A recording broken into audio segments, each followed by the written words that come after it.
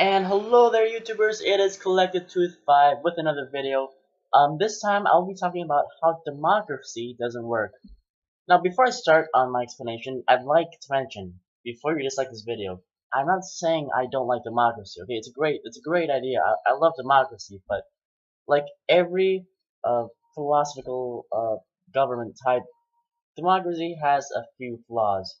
Now, in a perfect world, people with higher intelligence would be, would survive in a better place. And according to Darwinism and the survival of the fittest, people who are more fit and more intelligent usually adapt better to new environments.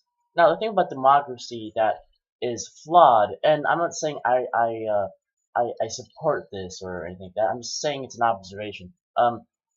Well, the more people you have in the democracy, the more chances of uneducated people who would not exactly make the best decisions.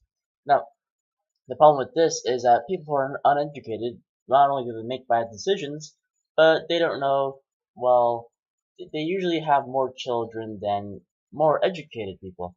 Now, the problem with this is that because one person equals one vote, that means that that the number of uneducated people would spread more than the numbers of educated people. Now, this is proven today when you look around in the world and the world's sort of the world's reproductive ratio. In the United States, it is 0.85. So for every couple, there is fewer than an average of fewer than one child being made per couple in the United States, which is a pretty educated country. Now, if you were to go to more uneducated countries, where the average IQ is much lower, countries in Africa, Asia. I don't want to point out the specifics here, but just a few countries and a few places, what they have is, well, they usually have a reproductive ratio of 2 or 3. Now, that means that there are 3 or more children being made per couple. Now, this number will spread, and of course, and of course they grow, they become more uneducated because there's less money to go around. Now, less money to go around because inflation can't catch up to the amount of money that each person has.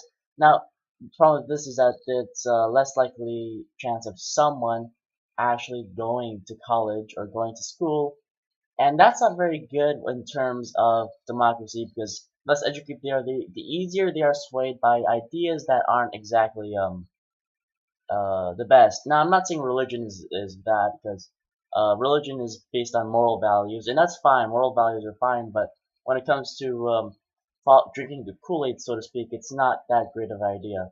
Now, I know it's a little bit hard for me to explain this, but if you really think about it, the reason there are more here's the thing: the ratio of crime. There's a positive correlation between crime and and number of, there's a negative correlation between crime and abortion because the more you legalize abortion, the less unwanted children there are in the world. Now, the thing about that is that because there are less because there are more unwanted children, that means the parents won't do as well of a job to raise them, and what that means is that they'll turn out not exactly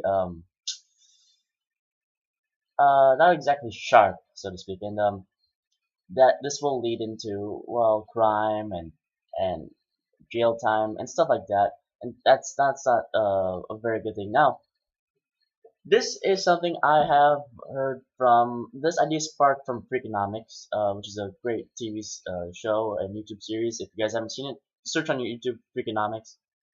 This is where I heard of the abortion ratio. Then I started digging deeper, and I'd like to see how that worked out in democracy. And now this is what I came up with when it comes to democracy. Now, how to fix this problem?